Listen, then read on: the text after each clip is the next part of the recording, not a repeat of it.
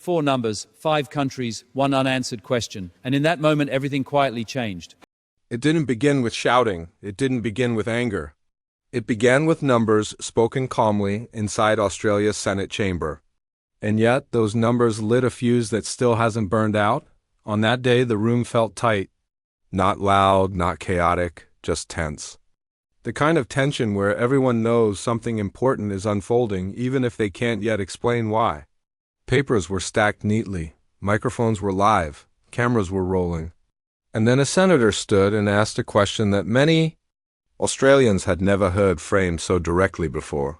He talked about humanitarian visas, about how Australia accepts around 20,000 people each year under this program. Then he narrowed it down.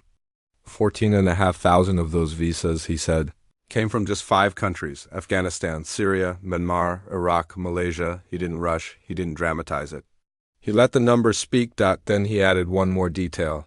4 of those countries have Islam as the dominant or state religion. The 5th is Buddhist. He paused. Not for effect, but to let the information land. He referenced international human rights guidance that prioritizes certain persecuted groups, including the Rohingya in Myanmar. And then he asked the question that shifted the air in the room: was Australia's humanitarian program, intentionally or not, favoring refugees from one religious background over others? That was it. No accusations, no insults, just a question. But in politics, questions can be more powerful than statements. The response came quickly. The minister responsible for immigration stood and defended the government's position. Australia, he said, does not and will not discriminate. Not by religion, not by race, not by country. The system, according to him, is based on need, on war, on danger, on people fleeing for their lives. Religion, he insisted, is not the common factor. Conflict is, on paper. That answer sounded complete. But the chamber didn't relax. Because something else was happening beneath the words. As the minister spoke, interruptions came from the floor. The presiding officer stepped in. Order was called. A senior figure rose to complain about repeated interjections. Authority was reasserted. Calm was restored. But the focus had shifted. This was no longer just about visas. It was about transparency, trust, and whether the system could clearly explain itself, the minister continued. He reframed the entire exchange. He suggested that this kind of questioning was a warning sign, that it echoed earlier debates where controversial ideas started on the margins and later moved into the mainstream. He compared it to past arguments over climate policy. His message was clear. Be careful. This path leads somewhere dangerous, but outside that chamber, Australians were already reacting. Some watched and felt relief. Finally, they thought, someone is asking clear questions using official numbers. Others felt uneasy. They worried that talking about religion at all could divide communities or reduce people to labels instead of human beings. And then came the follow-up. This time, it was sharper. The senator returned with a written answer from the government itself. According to that response, Australia had not issued a single humanitarian visa to people from Nigeria. Not one. This wasn't speculation. It was in black and white. He referenced years of international guidance pointing to violence against religious minorities in Nigeria, attacks, killings, displacement. He mentioned similar guidance for Christians in Pakistan, Iran, Eritrea, and parts of Central Africa. Again, he didn't accuse.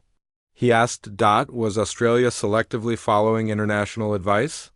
Acting on it in some places but not in others? For a brief moment, the chamber went quiet. Not the forced quiet of rules, but the natural silence that comes when a question is hard to dismiss. The minister rejected the premise, flatly. He said there was no cherry-picking, no preference, no religious filtering. The program responds to conflict and displacement, not belief. Time was running out. Then came the final question. And this one cut deep. If a person is targeted because of their religion, and if that targeting places them in danger, wouldn't that reason be recorded in their case file? And if it is recorded, how does the government report outcomes back to international bodies without tracking those reasons clearly? Before the answer could unfold, the presiding officer stepped in. Time expired. The minister replied with one word, no. And that was it. No explanation, no expansion. Just an ending that felt abrupt, unfinished, and unsettling, because here's the truth. The most powerful moments in politics aren't always the loud ones. Sometimes they're the ones where the conversation stops too soon. In living rooms that night, people leaned forward. Veterans compared it to missions where objectives had to be clear or people got hurt. Parents wondered how humanitarian generosity fits alongside housing shortages and stretched services. Migrant families worried about being turned into symbols. Instead of people. This wasn't about religion versus religion. It was about clarity versus confusion. If religion isn't tracked, how does the system explain patterns that appear religious on the surface? If international guidance exists, how? Is it applied consistently? And if it isn't, who explains why? Supporters of the government say absolute neutrality is essential. That once you start categorizing by belief, you risk undermining social cohesion. They argue that compassion should be blind, and that focusing on religion distracts from human suffering. Critics say transparency is not discrimination. That asking how decisions are made strengthens trust rather than eroding it. That when people don't understand the system, suspicion grows in the gaps. Both sides claim to stand for fairness. But fairness means different things depending on where you stand. What makes this moment different is that it didn't rely on rumors or emotion. It relied on official numbers, official responses, and official silence. And silence in politics is rarely empty. International observers notice too. As global displacement reaches record levels and every country faces limits, how governments explain their choices matters. Not just what they do, but how clearly they say why. The Senate exchange ended, but the debate didn't. Clips were shared. Conversations sparked. Opinions hardened and softened in equal measure. Some called it accountability. Others called it theater. But almost no one ignored it, and maybe that's the real takeaway. Democracy isn't just about answers. It's about whether questions are allowed to breathe, whether they're met with explanation or deflection, whether systems are confident enough to show their workings, not just their intentions. In the end, no policy changed that day, no announcement was made, no resolution passed. But something else happened. A mirror was held up, and Australians were asked indirectly to decide what they expect from those who govern in their name. Do we want generosity without explanation? Do we want neutrality without detail? Or do we believe that compassion and clarity can exist side by side?